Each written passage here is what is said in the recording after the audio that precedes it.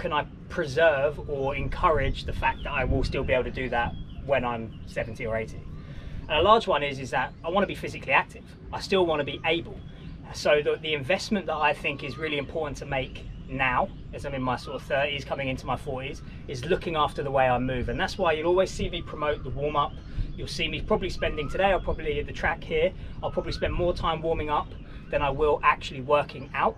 But the warm up is the workout. That's what most people sort of forget, is that most people think in their head that the warm up is a few stretches and a waste of time, but actually it's the investment that allows us to continue doing this for the long haul. Because if you want to be training and pushing yourself and training regularly and taking on challenges, whether that's 5Ks, 10Ks, marathon, ultra marathons, as well as lifting weights and doing all that stuff, you need to massively prioritize the way you move and making sure that you check in with your body regularly. So a big thing with the warm-up that I always do is it's a little bit of feedback on a daily basis. How are my hips feeling? How are my shoulders feeling? Am I stiff? Am I loose? Am I feeling good? And by doing that same warm-up on a regular basis, we get that feedback. And then from there we can also regulate our training to suit how I'm feeling. So if I was to come in this morning and feel really stiff, today might not be the day that I go flat out on sprints. This might be some lower intensive tempo work that encourages recovery, but I can still get a workout.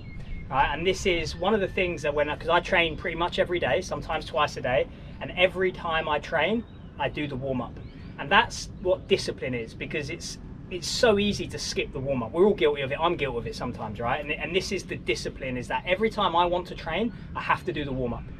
Because that then is what I class as the multivitamin of movement, right? If I can constantly check in, make sure the body's feeling well, make sure it's all switched on and moving the way I want it to move, if I can continue that into my 40s, into my 50s, into my 60s, there's no reason why I can't stay healthy, stay able.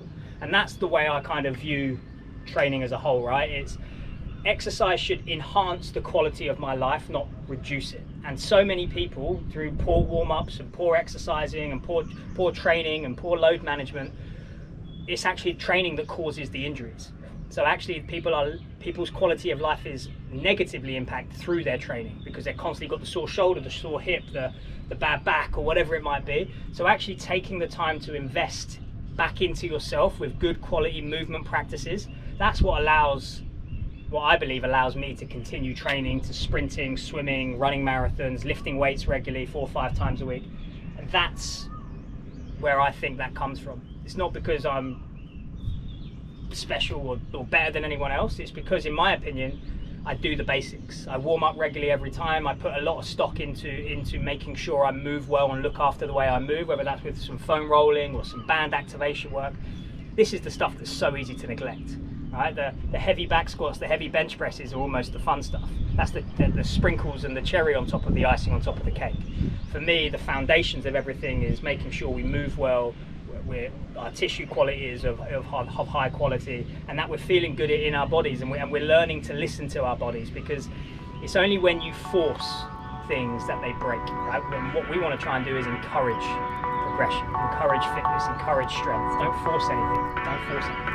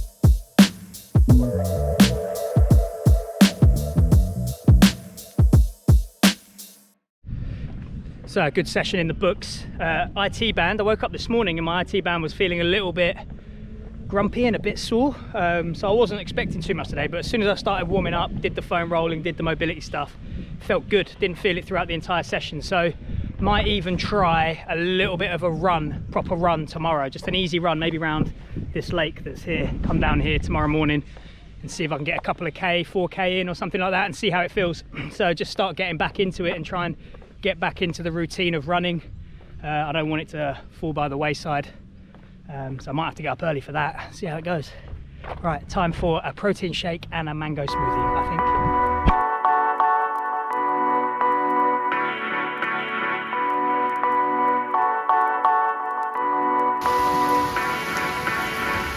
So I've had an absolute nightmare today. So first and foremost, bike stopped working. Just, I don't know, battery died or whatever, so I've got a replacement. It's a much nicer looking bike, let's be fair, newer anyway, so hopefully it will be a bit better, so that's good. And then I went to the pool to get another swim in, but it's busy, so now I'm screwed. Now I don't know what to do. My hair's looking ridiculous. Yeah, so that's me done for the evening. I don't know what to do now.